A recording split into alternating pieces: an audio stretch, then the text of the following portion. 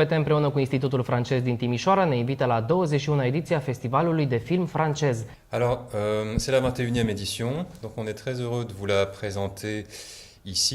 Ça fait déjà... ediția 21, suntem foarte bucuroși să îl prezentăm aici.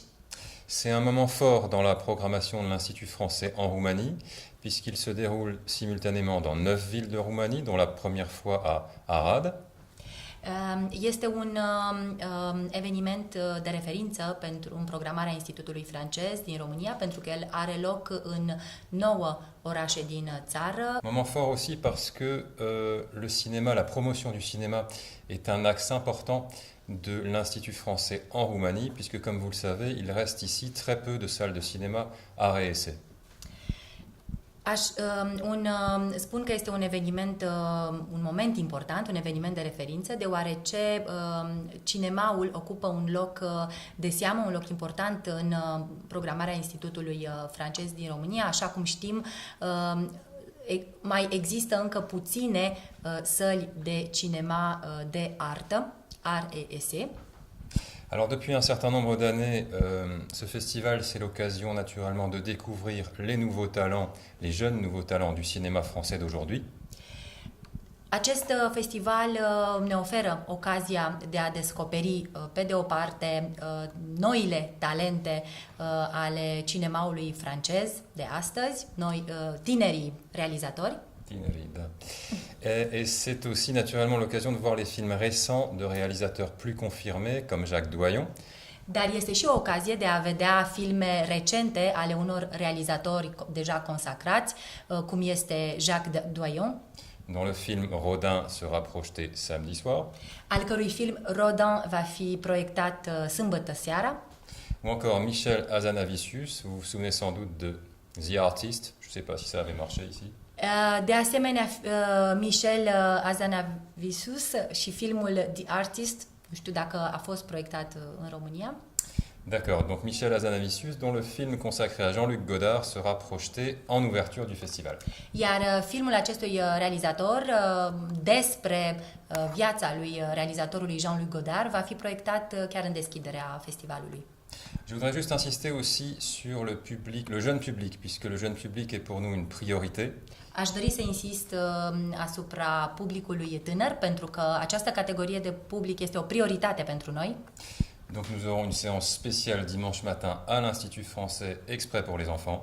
Și ca atare avem o proiecție specială în duminica festivalului, duminică dimineața, aici la Institutul francez, o proiecție pentru copii.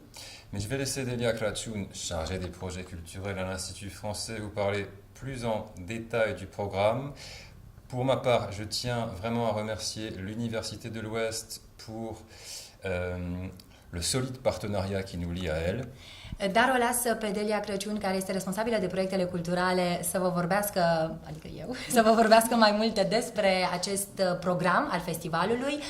Aș dori să subliniez și să mulțumesc Universității de Vest pentru parteneriatul solid care există între Universitatea de Vest și Institutul francez. Et voilà, on vous donne rendez-vous à partir du 16 novembre pour partager avec nous de grands moments de cinéma. Merci. Și vă dăm întâlnire începând cu 16 noiembrie pentru a împărtăși mari momente cinematografice.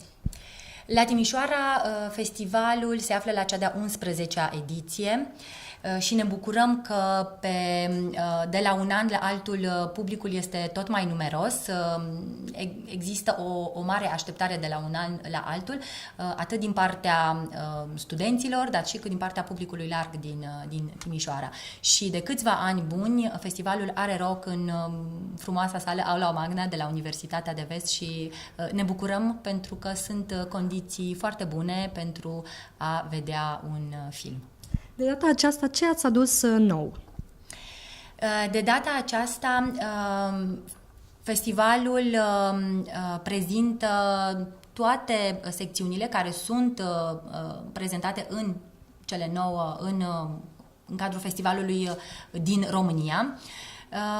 Avem o secțiune a tinerilor realizatori, sunt 6 filme care se află în competiție, 6 filme de lungmetraj ale unor tineri regizori francezi care pun în evidență talentul lor cinematografic, filme care au fost prezentate și sunt apreciate de critici, de public. Filmele pot fi votate, publicul are un rol important pentru că aceste filme, așa cum spuneam, intră într-o competiție, iar filmul care la finalul festivalului va câștiga premiul publicului din România primește un sprijin din partea TV5 Monde și va fi distribuit în anul următor în cinematografele din România. Deci este publicul are un rol activ și ca atare poate să decidă soarta unui film și implicit al unui realizator. De asemenea, o altă secțiune a festivalului, ca orice festival sunt mai multe secțiuni, este Panorama. Este o secțiune care prezintă filme recente ale unor realizatori cunoscuți sau cu actori cunoscuți. Și aici, așa cum menționa colegul meu, avem filmul Le Redoutable, pe care îl vom proiecta chiar în deschiderea festivalului, în data de joi 16 noiembrie, la ora 18 este deschiderea oficială a festivalului.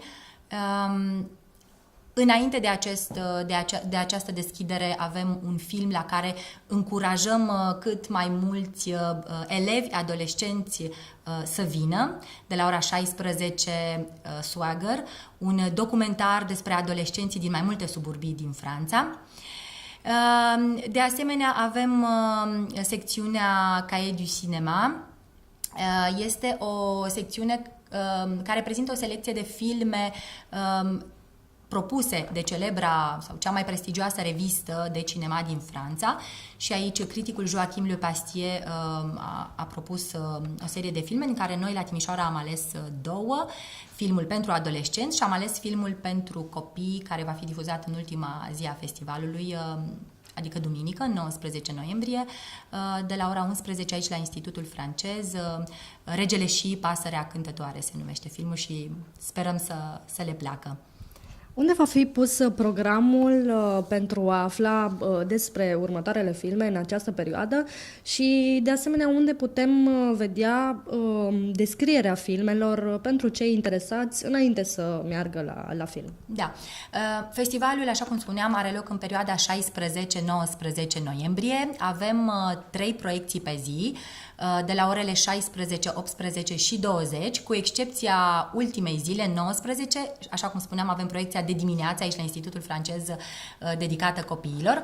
Programul detaliat se află pe site-ul nostru, institutulfrancez.ro, și de asemenea pe pagina Facebook vom publica în această perioadă informații despre filme, vom publica trailerele filmelor, astfel încât cei care ne urmăresc și cei care vor să vină la festival să poată să aleagă și au de unde alege, pentru că este un program variat, cu filme pentru toate preferințele, de la comedie, dramă, thriller, acțiune, film documentar, film de animație.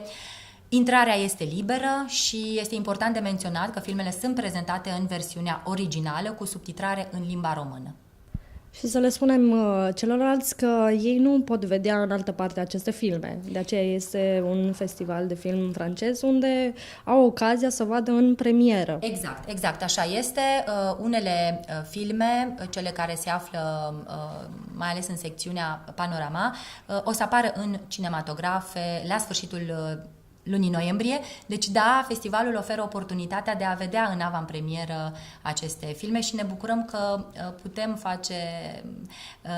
putem să prezentăm și la Timișoara și publicului de aici aceste creații cinematografice.